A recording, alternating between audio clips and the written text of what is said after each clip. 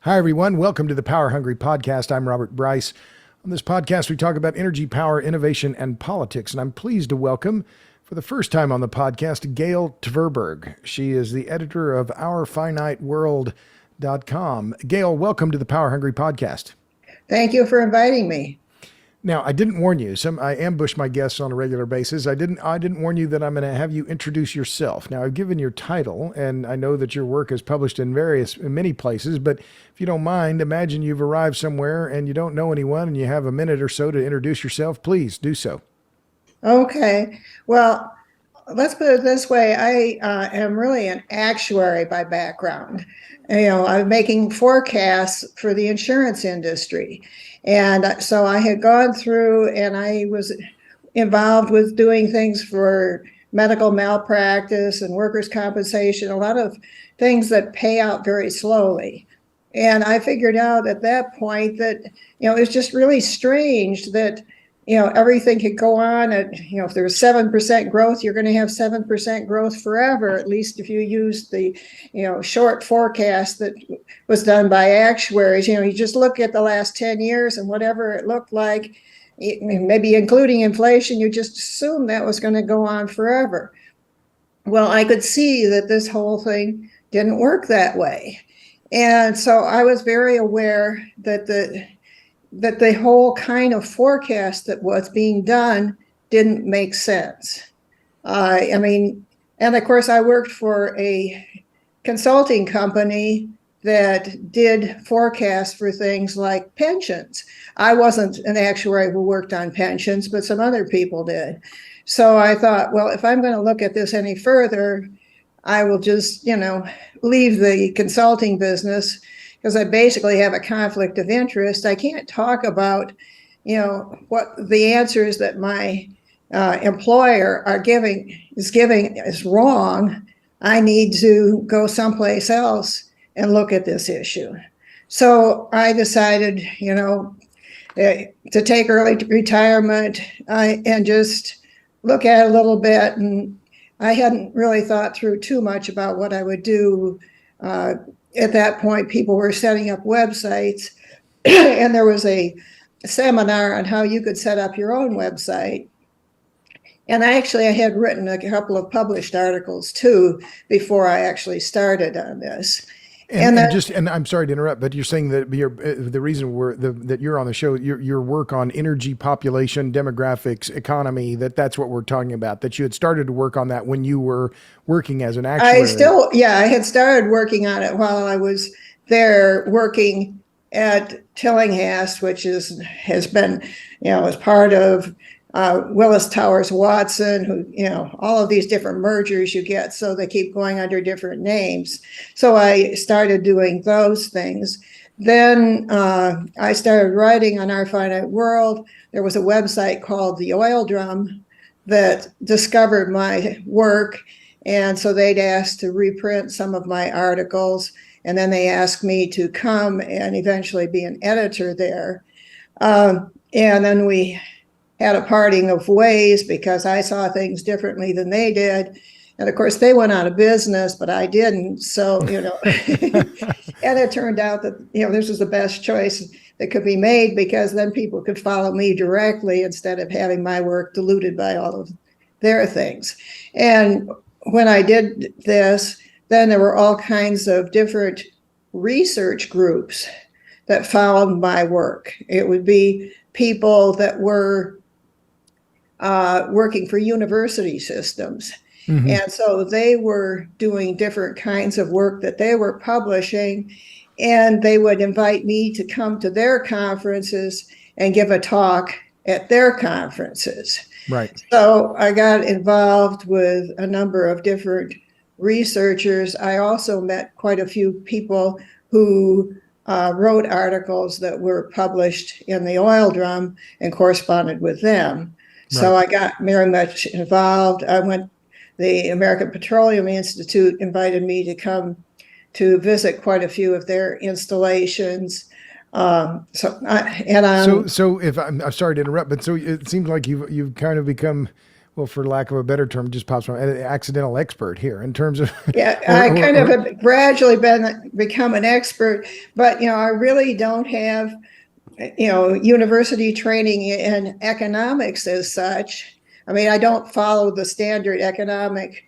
Uh, I certainly wasn't an economics major in college or graduate school. It was a math major. right. And that's what So, I see here, that you have an MS from the University of Illinois Chicago in math, and you're a fellow of the Casualty Actuarial Society and right. a member of the American Academy of Actuaries. But if you don't mind, I'm just going to interrupt because I've followed your work for now some time. You wrote for the Oil Drum for 6 years. A friend of mine, Robert Rapier, wrote for them for many years. But your work, if I can cut to the chase here, why I wanted to have you on the podcast is to talk about your work about inflation, about oil, about your views on an academic paper you published a decade ago, oil supply limits and the continuing financial crisis. As I see it, if I can, maybe you'll agree with me on this or not, but your work as an actuary and a mathematician has informed your work about how you look at the world economic system and the world as an energy system, because that's what Right. I see in your recurring theme in your work on Our Finite World, is that this that focus on the limits to growth, which I want to talk about, is Right. one of the things that you're focused on. So if you don't mind, I'm going to cut to the chase here in terms of where we are now, because you keep making you make in many of your articles a similar point about energy availability and how the limits to energy availability are affecting the global economy. Where are we now in terms of where we have super high natural gas prices, particularly in Europe? Coal prices are 8x what they were in beginning of 2020, or 7x. What's going on in the global economy now? And are things going to get worse from here? Let me ask that provocative question. I think the situation is that we're running into energy limits on practically everything simultaneously. And it is really the limits to growth situation. What happens is that the cost of extraction becomes too high to pass on to customers and for them to be able to afford it. And the whole system starts binding up. We kind of work around the situation for a long time by adding more and more debt at lower and lower interest rates to try to make things more affordable, houses more affordable, and cars more affordable. But at some point, this just doesn't work anymore. And we've reached a situation where energy supply per capita it reached a peak, if you could call it a peak, but anyhow, in 2018, and it started to trend downward. And so what we're seeing is that, oil supply is a problem. There was a big step down in 2020, but it had already started down before then. But coal has been a problem. And now natural gas is not keeping up. All of the LNG from Australia, they need some of it for themselves.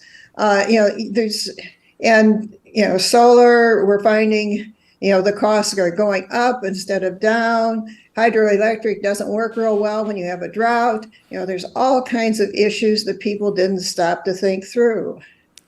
Well, so let me ask this question, because one of the things that attracted me to you, and I'd followed you when you were at the Oil Drum years ago, and then your name kept coming across I read a lot, and I know you do as well, but I kept reading it, and I thought, well, I'm just going to be, you're a relatively odd or novel, I guess would be. I don't mean odd in a pejorative way. A novel analyst in that I asked you to introduce yourself. You're in Atlanta, or outside of Atlanta, Right. is that right? Right. And if you don't mind, how old are you? I'm 75. So I mentioned when we chatted on the phone the other day, in some ways you remind me a little bit of Meredith Angwin, who's a friend of mine who wrote this great book recently called Shorting the Grid, that you've reached a level of acceptance or a notoriety in forecasting and energy economics and at a part of your career that would be, for many people, the tail end of the career. But you're an unusual or novel analyst in this field, right? And that you're not working for a big forecasting outfit. You're working in your dining room and I'm working. writing these I'm articles. working my dining room, and I know all kinds of people. I know Dennis Meadows personally. I know lots of these different people who've worked in the field for years. Uh, so, so I kind of came at this in a different direction, but I don't really tell exactly the same story as anybody else. Quite a few people do read my work, so they pick up pieces of it and they kind of bring it through in their writings. Like Charles Hugh Smith, will mention a few things that he probably got from mine, and James Kunstler kind of, he has in his background, he kind of seems to look a little bit at mine, and there's different other ones that look at my things. So I wanted to ask this question because my dad was in the insurance business. I have two brothers that have been in the insurance business. One of them still in it. How does being an actuary affect your outlook? And does it give you a different view on the world? And if so, how would you describe that? Well, I guess I would think about it as I kind of have a practical approach to how economics works and how, the money, maybe not the money system as much, but, the fact, people think of money as being a store of value. Well, it can only be a store of value if the goods and services that you want to buy 5 years from now really are there 5 years from now. If those goods and services aren't really there, then your money isn't going to be worth anything. And so somehow or other, the system has to come apart or fail to offer you what's needed. And so it's not as obvious, not terribly obvious how that works out. Is it just inflation, or is it the empty shelf problem, or is it some of the consumers dying off around the world, or what happens? But you can't make the system work, when you are trying to give money to everybody, but there aren't goods to match the money. Well, as you said that, and as I was thinking about some of the other things that you've written, you focus a lot on oil and the availability of oil. And I want to talk first, or this piece that you published on July 5th called "Why Raising Interest Rates to Reduce Inflation May Work Out Very Badly." And I want to read this because I want the people who are listening and watching to understand where you're coming from. You said, "My concern is that the current attempt to bring inflation down will lead to falling energy supply and a world economy that is rapidly changing for the worse." You went on, you said, "World leaders are not able to face the possibility that the world is already running seriously short of oil and coal. Future supplies are likely to be much lower and much more expensive if they are available at all. Other energy types, including natural gas, nuclear, hydro, wind, and solar, are simply add-ons to a system built using coal and oil." You also wrote that once the economy starts heading downward, it is not clear the economy can ever catch itself and start back on an upward path again, even for a short while.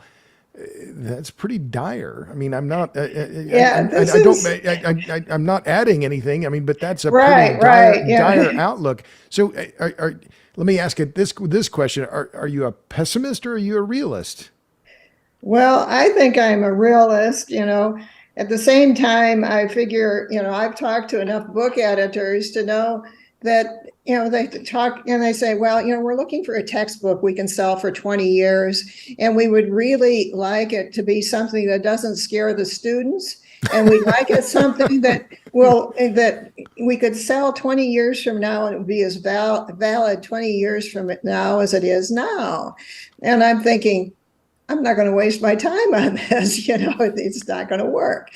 And there might be some that will let me tell part of the story or something, or if it has a small enough audience, maybe they might think about it. But it's not something that you're going to see in the mainstream press. And I guess at some point, I'm a little worried about making people too depressed too. If they read a piece of the story and they get away from it for a while and then come back, it might be tolerable. But you can't just tell somebody, the world is coming to an end, but we're not quite sure when. Maybe there's a 20-year or 30-year or whatever, 40-year downslope, and maybe some places do better than others, and maybe things will work out some places, but you can't just go tell them, well, in the fourth quarter, everything's going to fall apart and that's the end. And Because you really don't know that. Right. The "we're screwed" message isn't a very popular one, or one that's bankable, I guess, would be another No, one. that isn't one. It doesn't, no. And by the time you get your book written, it can't be published anyhow. Well, one of the things that I've been reading what you've written and in just talking to you, am I right to say that if I boil your work down to the nut of it and what you've written about for a great deal on your site, our finiteworld.com, and Art Berman has said this on the podcast, that oil is the economy, energy is the economy, and if we don't have enough, the economy starts to go down. Is that a fair summary of how you're looking at all these issues? Yes, I think so. Oil is definitely the high-priced fuel, that we get. Coal and natural gas are supplements, but oil and coal both have the characteristic that they can be transported without fancy special purpose goods. I mean, you can put oil in any kind of a tanker. It could be a boat. It could be on a train. You can have pipelines. They've got different ways of doing it. And coal is, you can pick it up with a shovel. You can have people carrying it on boards on the top of their heads. Right. It's something you can transport. When you start to getting to natural gas, you've got to keep it tightly enclosed. You got to get it from door to door. It's a very much more difficult material to work with.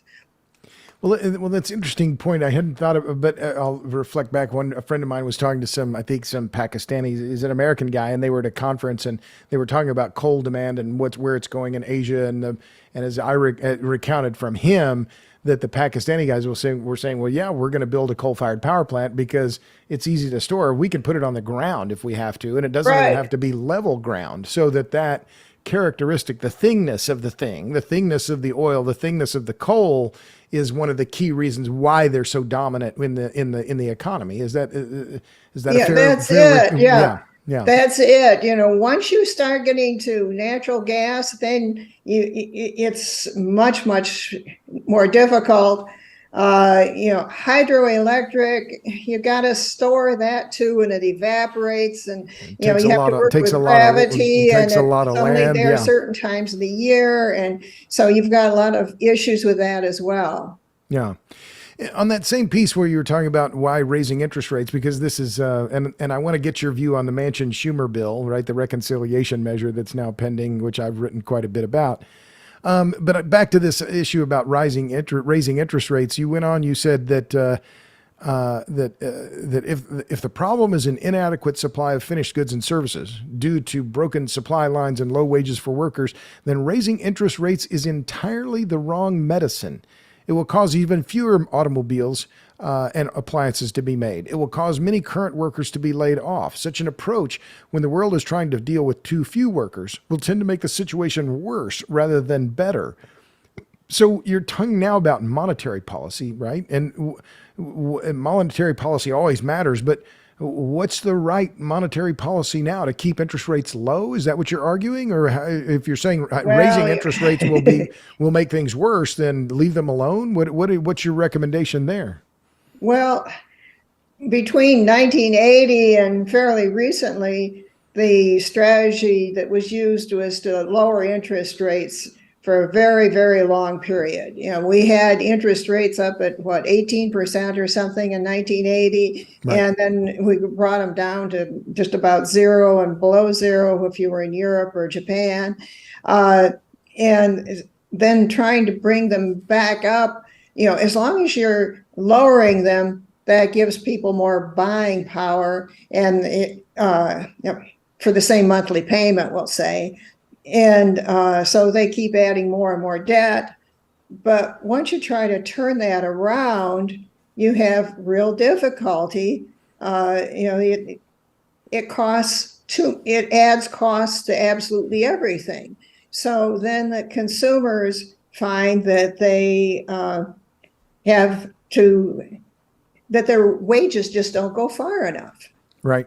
And of course, it's the low income people, especially, who are affected, because food becomes a bigger piece of the total, and transportation becomes a bigger piece of the total, and rent becomes a very big piece of the total. And they find they just don't have enough to go around. And so they're especially get upset. And when you look at consumer confidence, it looks just terrible. But the top 1% and the ones that own the businesses and things, they say, oh, we can just pass it on to our customers, So the businesses can be fairly upbeat about the whole situation. At the same time, the consumers are not so happy. So, it varies as to who sees it which way. So if I'm going to just refine what you were saying about the inflation issue, then raising rates is simply going to reduce output and then for potentially increase unemployment and earning power, then that starts to feed on itself then? Right. Yeah, that's what tends to happen because, well, first of all, the consumers can't buy the goods, or they can buy so many fewer goods. They're not going to go buy a new sofa, for example, if there's not food to put on the table. The food is going to take preference. They'll use whatever they had before indefinitely before they're going to buy a new sofa. So there's going to be a cutback in all kinds of discretionary goods and services. And the manufacturers are going to find that they need to, that their costs of borrowing are higher. So they're going to have to raise their prices. So that's going to make the price of a new sofa more expensive, making it doubly hard for anybody to buy one. So the whole thing the system starts going back down to just providing the basics, food and water and maybe someplace for people to live, but in much more cramped quarters than they are right now. And I don't know what happens to transportation, but you can't provide very much. Well, it was a point you made too. I think it was in the most recent piece you published on Our Finite World what you're talking about here is affordability and kind of across the board, right? You're talking, Right. and that's one of the issues that's been raised around food supplies now, where with shortages of fertilizer, the disruptions in supply chains because of grain out of Ukraine and Russia, that the wealthier countries will be able to afford higher priced wheat, soy, corn, whatever. The lower income countries won't, so that there's going to be a further stratification based on this around purchasing power. Is that fair? Yeah, to some extent. I think already back in 2020, I think what we saw was that, if you shut down the wealthy countries, say tourism stops, then you're going to have the poor people in poor countries especially being hurt, because the people, in Vietnam or in Colombia or wherever it is that used to work in the tourism industry are going to discover that their jobs are gone, but the countries aren't rich enough to provide them with the income they need to replace it, to buy food and everything they need for their families. So it's those poor people who especially tend to get squeezed out. And it may just be that their health deteriorates, so they catch some disease that happens to be going around when it comes around, and especially maybe the children die off earlier, or maybe the elderly don't live as long. It's the people who are most vulnerable who would be most subject to dying. So we're headed for some hard times. It looks that way, right? But so it tends to be the bottom tier that tends to get squeezed out first. I think the idea with raising interest rates is that say for the U.S. to raise interest rates is you attract all the investment to the U.S. because it's, the best horse in the glue factory kind of thing. The best house in a bad neighborhood. Yeah, best house in a bad neighborhood, whatever it is, it at least has some energy resources, so it has some possibilities going forward. But it's not that that the U.S. has great, terribly long range outlook that looks very good long term, but it's more that relative Europe to is the doing relative so to the relative badly, to the and other Japan's countries that not doing well, and the debt's defaulting in China, and we don't know about Russia, but there's all kinds of problems wherever you look. right. Well, so the one thing that, and I wrote it down here, Gail, was that, and my guest again is Gail Tverberg. She is the editor of ourfiniteworld.com. You can find her work there, and there is a lot on her website. It's quite remarkable. But you're not, you've already said this, that you took early retirement. These other outlets, Zero Hedge and Oil Price and other places, they're using your work. They're not paying you.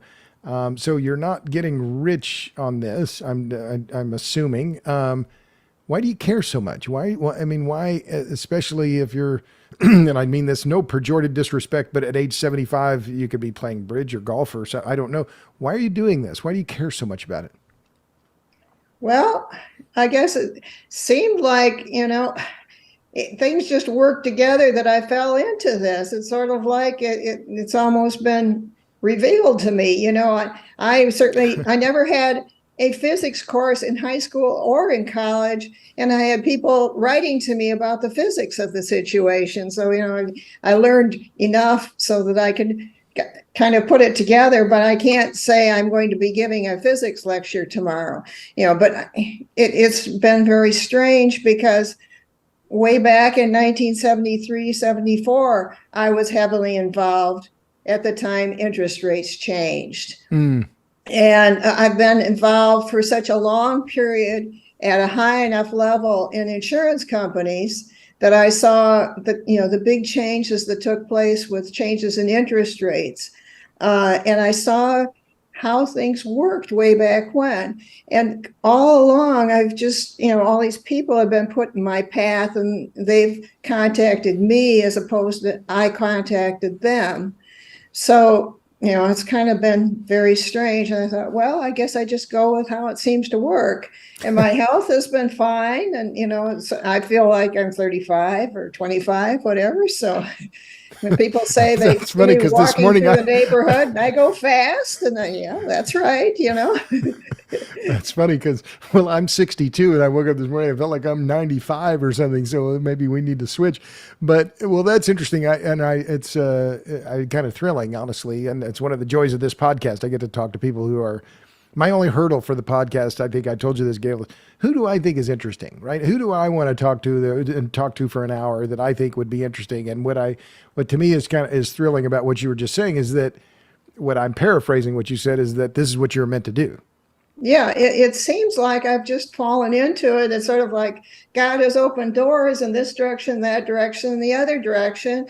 And, I never called up the American Petroleum Institute and asked them to go there to all of these different sites. But the American Petroleum Institute called the oil drum and said, oh, we'd like to invite somebody to come. We invite various reporters for newspapers. We like to invite some people who are writing about it on websites as well. And the others all said, well, we have full-time jobs in academia, or, we're graduate students or whatever. So none of us can go. And I said, well, yeah, I'll go. So, but I also took calls from, solar companies who told me this was the next best thing, and I made the effort to try to find places all along where I could find out more about exactly. I went to conferences, let's put it that way, like down at Georgia Tech early on, and I heard people say, carbon capture and storage does not look like it will ever work. And I'm going, oh, and this is the scientists that carbon, and this was, like when I first got into this, they were saying, it's going to escape and it's going to suffocate the people. This is just not an idea for the future. Maybe you can sequester it for 5 years, but you're not going to sequester it forever. That's a page out of my book. I just published a piece in Real Clear just the other day on. I just republished a piece I wrote a dozen years ago in the New York Times about carbon capture and why it's a bad idea. So it's like, right. These bad ideas just keep coming back, but that's just the nature of things, I suppose. People forget, oh, this is a good idea. No, this is an old idea that was a bad idea back then. It's still a bad idea now. Right. So I went to a lot of different conferences to try to build up my knowledge level a little bit too about some of these things. Well, so what does it mean to you now? What does success look like to you then? What is success? Well, success is, every day is a good day, I guess. And you get to keep working on these issues that that your life has steered you toward. That's the success that you're after. I guess that's the success I'm after, right? My husband still teaches part-time. For a university. He actually teaches from home. And what is his name and what does he teach? Well, he's Ben Setzer, and he teaches computer science for Kennesaw State University. Oh, okay. And his classes have been online recently, which is convenient. He's been recording lectures just recently because the term starts on August 15th. Gotcha.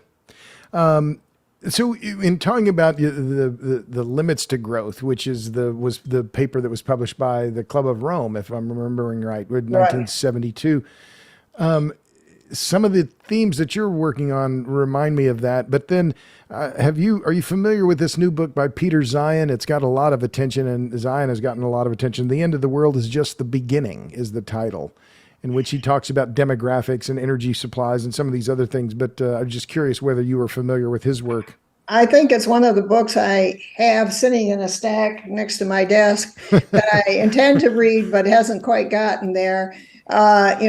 He sees parts of the picture, but not all of the picture. But definitely there's a demographic issue in there. When you have limited energy, you have everybody from children to the oldest adult contributing all lifelong on the whole process of trying to get food and housing, whatever limited other things you have, clothing probably.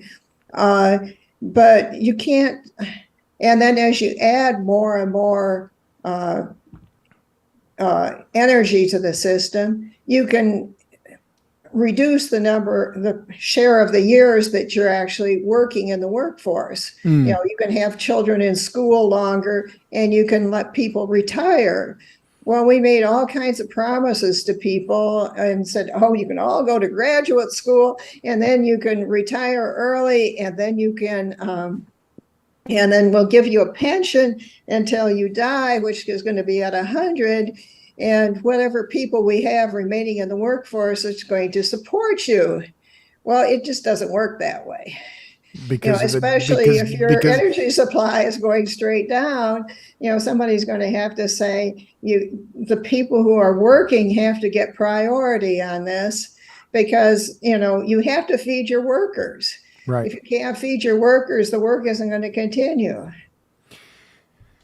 So I want to move on to this piece. In 2020, you wrote a sharp piece called "Why a Great Reset Based on Green Energy Isn't Possible." And I really reacted to this because I've been critical of renewables for a long time. I'm critical now. I'll be critical tomorrow. In my view, there's just no way they will ever scale to the dimensions that make a difference in terms of a real difference in terms of the global energy use. But that if anyone's been watching what I've been doing, that's clear. But you wrote this. You said, even though the economy looks like something made by humans, it really is extremely different. In physics terms, it is a dissipative structure. It is able to grow only because of energy consumption, such as oil to power trucks and electricity to power machines. And then you make these very provocative statements, which I got to say I just totally love. On a standalone basis, intermittent renewables have very limited usefulness. Their true value is close to zero. The true cost of wind and solar has been hidden from everyone using subsidies whose total cost is hard to determine. And then you went on, we do indeed appear to be headed for a great reset. There is little chance that green energy can play more than a small role, however. Leaders are often confused because of the erroneous modeling that has been done. Given that the world's oil and coal supply seems to be declining in the near term, the chance that fossil fuel production will ever rise as high as assumptions made in the IPCC reports seems very slim. It is true that some green energy devices may continue to operate for a time, but as the world economy continues to head downhill, it will be increasingly difficult to make new renewable devices and to repair existing systems. Wow. I mean, that is a very blunt assessment. So how much money are you getting from Exxon? I have to ask. Right. Except that Exxon can't really do anything either. They can't keep ramping up their oil and natural gas supply. They can try to get subsidies from the government to make, whatever ESG goals that are being pushed right now. But it's very hard for any company to actually make money in the oil business long term, because governments have a great incentive to try to hold prices down, and when they try to hold prices down, that's what stops the production of oil. Right. Well, and we see that conflict in the Biden administration, right, where they're trying to restrain production and then lecture the industry because they're not producing enough, which makes no sense. But tell me this, or explore that. You said on a standalone basis, intermittent renewables have very limited usefulness. Their true value is close to zero. Why? Well, going forward, all of their value is based on a model of what they're going to do in the future. And so what happens, well, at least that's part of the problem, but part of the problem is that it's not there when you need it. Right. So you have to have your full infrastructure as if they're not there, as if they're just going to close down. So you still have to have your gas pipelines and your gas infrastructure. You need to have your workers. You can't just send them home for part of the year. Maybe you can, but it's hard to hire them back again for the rest of the year. It's hard to make the whole system work. That's because you have to replicate, you have to have two systems then. You build the renewables, but you're not replacing the thermal systems. Would that be a succinct way to put it? Exactly. And what you have really is a 12-month-a-year problem, and you have to be able, it's especially in the cold countries like in Europe, you have to be able to have enough heat for the people in winter, and your solar just doesn't do anything. Right. If you're in a cold, dark country, you depend on wind, but if the wind isn't there, you're in real tough luck. Sure. And we've seen that, and it's been remarkable. The power prices in Europe fluctuating by depending on how much wind is blowing, which to me is just a remarkable. I guess the way I boil it down is that if we're facing more extreme climate, hotter, colder, more extreme for longer, making our energy systems dependent on the weather is the height of foolishness, or the depth of foolishness. I'm not sure which, but it makes no sense. If we're facing more extreme weather, don't make the system dependent on the weather. Exactly, and especially if you're talking about climate change, you're going to say, "Oh, well, yeah, we planned it for how the wind was blowing that year, and it changed, and it's not that part of the country where the wind is blowing as much anymore." Right. Well, so we've talked a lot about these different asset classes, and this is a question I ask a lot of people because I'm just curious, right? Because we live in a very a topsy-turvy world. Let's be clear. I don't know that that's a technical term, but topsy-turvy. There's a lot of unrest. There's a lot of uncertainty in the world. You've talked a lot about energy commodities. We haven't talked about cryptocurrency or gold or soybeans or whatever. But you're an actuary. You've been around for a while. You've worked for insurance companies. What asset class makes sense to you? I'm not asking for investment advice, but if you had, I gave you $10,000 today, where would you put it? On what makes sense to you if you were going to invest that and you wanted to get a return on it? Well, I guess I've told people, well, I'm not sure that investing and wanting to making a return. I think it's more the opposite of you've got investments, you don't want to lose your shirt, Okay. Yeah. kind of thing. I don't care. And I don't care about the return on my money. I care about the return of you my money, return which of is my money. it's Right, right, Will Rogers' great line. Yeah. right. And so what you want to do is diversify in some sense, and I think that it's quite unlikely that governments will kick people out of their houses or their apartments. So even if you stop paying your mortgage or your rent, there's a pretty good chance the government is going to come up with some program that says, yeah, you can still stay there. We're going to have a free rent for a temporary period of 6 months. Well, maybe it'll be a year, maybe it'll be 2 years, and then the government fails, and so you still have your rent. So if you've got something that you can continue to use that's physical, a car or a house, it may not be near any job, so it's not sure it's going to be that good. So that is a thing of value. I suppose shovels and things that will help you have a garden might be of value. But when it comes to asset classes otherwise, I think you want to diversify. You say, well, what's the government most likely to bail out?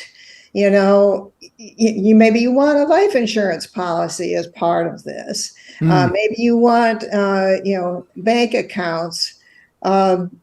Right now, I would not be out there putting money in the stock market, or I think a lot of bonds are going to be failing. It's one of those things like gold and silver, maybe you have a little bit of it. I think silver is more of the right size or value. You could actually trade it. You're not going to take some kind of a coin that's worth $1,500 or something to the store and buy a loaf of bread with it.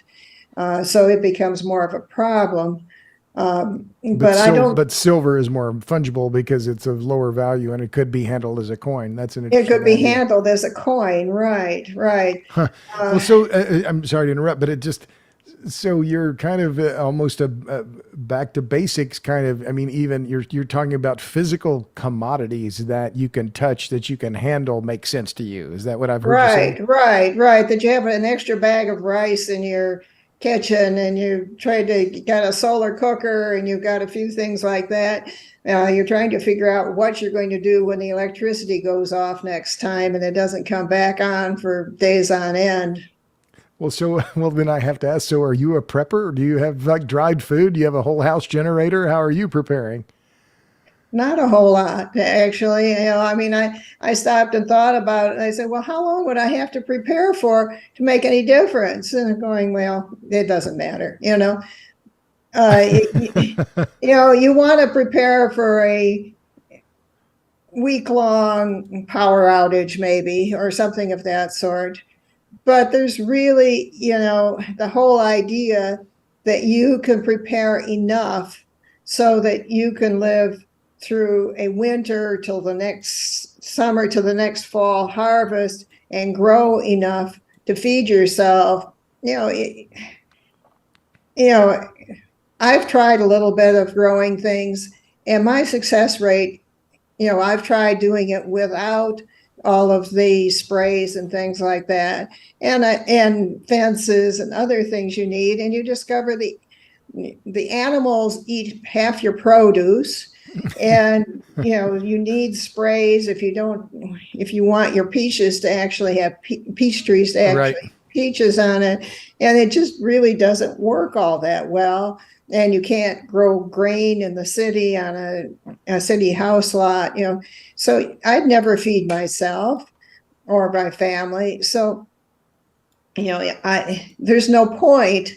And even if I were younger, if as long as there's a government there, they're going to want taxes for part of it. You got to do more than just feed your family. You have to be able to pay taxes to the government and do whatever all else to keep the whole system going. Yeah. No, raising food, and even hunting or even fishing, I think food's cheap in the supermarket and a lot easier to get there than trying to Yeah. manage it myself. So I'm with you there.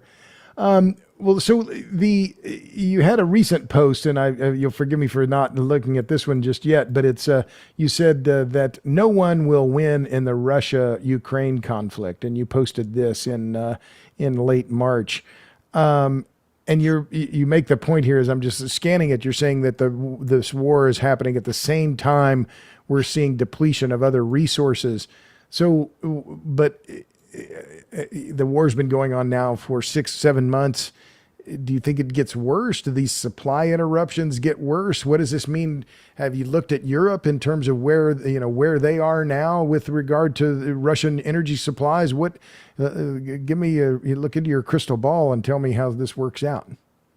Well, I think that Europe is in dreadful condition in terms of energy supplies. That it was the population grew up to be a huge number a long time ago, and so it's densely populated. It's mostly used up its coal supply. It's pretty much used up its natural gas supply, except up in Norway. Its oil supply, it has kind of increased and then it went down again. So it needs to import everything. So, Europe is in terrible situation with respect to energy. And in fact, the prices were going way up, last November, December, Yeah. January. Last fall, they were spiking before the invasion. Yeah. Before the invasion. So the invasion kind of came along and, was pushed along to try to give the impression that this was the cause of all of it. And I think when I looked at it, I forget what the number was. The price was $98 a barrel or something like that at the time of the invasion. And you're going, oh, and so what did the invasion do to make the price so much higher? I don't think I understand. But it gave the governments something they could talk about as if that was the problem and not something else. Right. Well, and I'm looking at what you wrote here. World economic growth, you said, very much depends on growing energy consumption. But and John Constable, who's on the podcast a few weeks ago, we talked about this very same thing, that if energy consumption in Europe starts to fall, and it certainly appears that way, that's exactly what's happening. And in the UK in particular, you've seen dramatic reductions in overall energy consumption. So that's going to mean lower economic growth. But then we talked about this a little bit before, but what I'm just recalling what you said. If that energy consumption starts falling, economic growth starts to fall too. And then that becomes a virtuous cycle, or not a virtuous cycle, but a self-feeding cycle that tends to further increase the velocity downward. Is that what you think will happen then in Europe until something else can occur to where they start producing more hydrocarbons? What is that? Are we seeing this downward spiral? And what if anything can happen to make them to help them pull out of it? Well, I don't think you can really pull out of it. What you can do is try to, the 2020 shutdowns were a way of reducing the non-necessities. Keep everybody at home. Have them operate over Zoom as opposed to actually going to meetings, for example. Right. There are things you can do to reduce the non-necessary kinds of parts of the system. Maybe you close gyms and you tell women that they can't go get their fingernails done anymore with the fancy false fingernails and whatnot all. And maybe you come up with a list of things that are considered, frivolous and unnecessary. And actually, I think that what happens is the economy starts figuring out things. The businesses fail. Some of the restaurants fail because they don't get enough customers. So what tends to happen is people tend to eat at home more. and it's a much simpler economy, and it revolves around food and water and homes, heating homes, trying to heat the homes at least to some minimal amount when it's cold out, and maybe ventilation when it's hot out, because you really can't do very much. Right. But it's something like that. So you've mentioned nuclear in passing here, and I'm a big proponent of nuclear, have been for a long time. Talk about that if you don't mind. What do you see as the you've talked about oil and coal and their fungibility, their transportability, the limits on renewables, and the limits on gas. What's your view on nuclear energy? Well, it's a good question. I know where I live, I've been paying for the new Vogtle reactors here in Georgia. So, Atlanta will be one of the areas that supposedly will have electricity from nuclear if other places have problems with natural gas and all of these other things. So if you can make it work, it probably is good. But there's lots of problems. Well, it's partly because people are afraid of it, but I think there's also this really long supply line. Russia's in the middle of this supply line. I understand that they're involved in processing, I forget what it is, 60 or 70% of the uranium.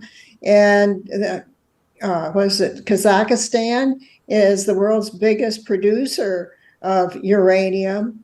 Of course, there were riots earlier this year in Kazakhstan because, I guess, partly because people weren't getting paid enough. Now, you might guess that uranium prices were too low. Well, lots of other prices were too low. They were oil exporter. But a lot of parts of the system weren't really working too well. So you have to get your So the supply chains matter for nuclear just like they do for everything else. And you theoretically can reprocess it, but you got to build those plants, and apparently it's a very high cost process. Right. Well, so in this same piece, you're talking about Ukraine and Russia and what's going on there. No one will win in the Russia-Ukraine conflict. But I just wanted to ask this because you're talking about a major issue is the huge amount of debt most countries of the world have. With a rapidly slowing world economy, paying debt with interest will become impossible. Debt defaults will wreak further havoc with the world economic system. We don't know the exact timing of how this will play out, but the situation does not look good.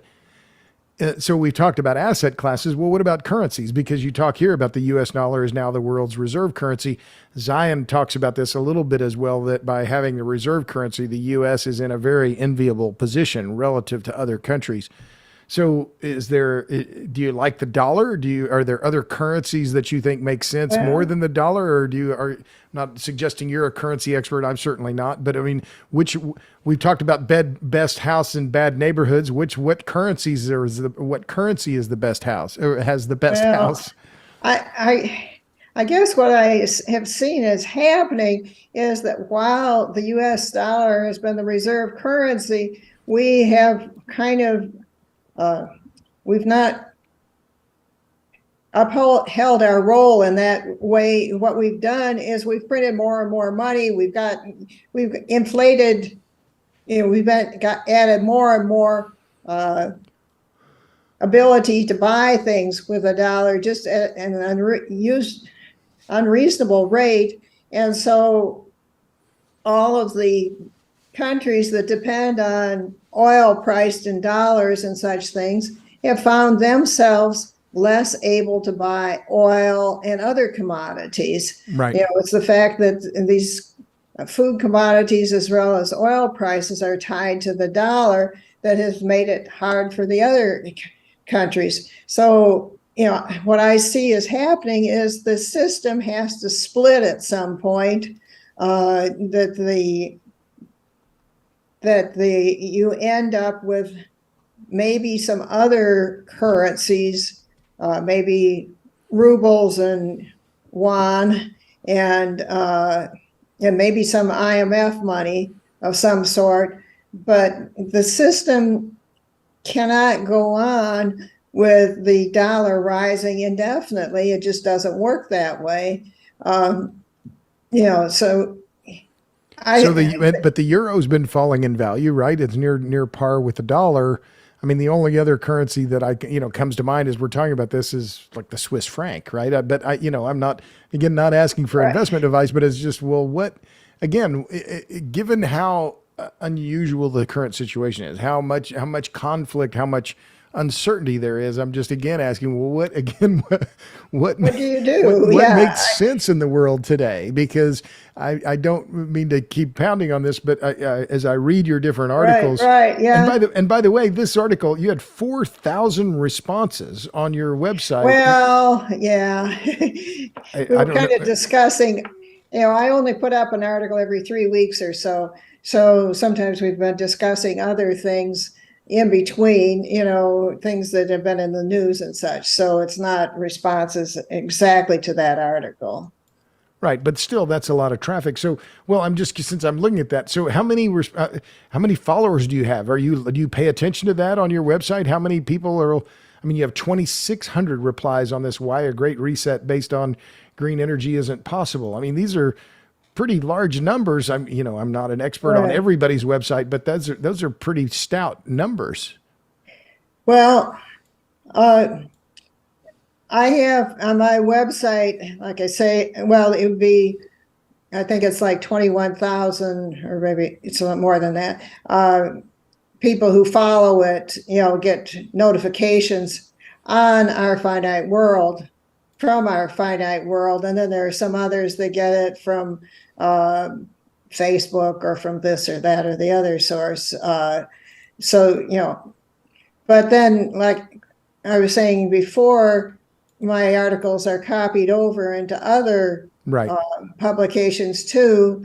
And quite often, well, not quite often, but when I've looked in the past, some of the more popular articles might have 100,000 hits on my site, and people will go back and read old articles, a year later or 5 years later. So there are people who do read the articles and reread them. I have quite a few people who cite my articles even in academic articles. Well, that's pretty stout. Well, I'm interrupting again here because that's what well, here you have blog stats, 14 million hits. Have you thought, and I know we've talked about that you're not working early retirement, Substack, a lot of writers are going to Substack and charging a subscription. So you haven't considered that, not charging people to read what you're writing, or that just you're not motivated by the money? Well, I always feel like if I charge people for reading, then I would be less willing to have other organizations repost my articles. And and you want your stuff to be read.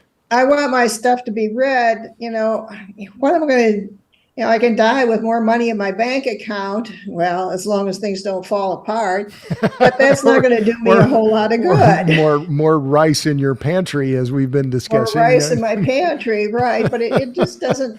It doesn't add that much to it. It wasn't that I felt like I badly needed the money. And I thought, well, this is just sort of my gift.